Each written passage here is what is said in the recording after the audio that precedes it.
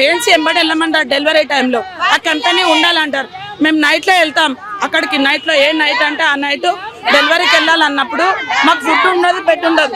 అప్పుడు హరీష్ రావు సార్ ఏమన్నారంటే ASHA వర్కర్కి food bed ఉంటుంది అని చెప్పి మాకు అక్కడ లోపల కూడా రాని గుర్తింపే ఉండదు.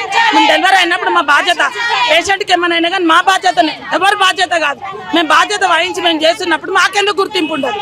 మేము 20 ఏళ్ళ నుంచి చేస్తున్నాం. మేము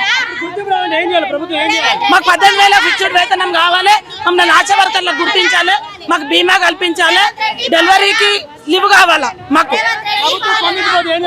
మేము 100 రోజులు ధర్నా చేస్తాం, మేడికైనా సరే ధర్నా చేస్తాం. మేము పనులన్నీ ఆఫ్ చేస్తాం.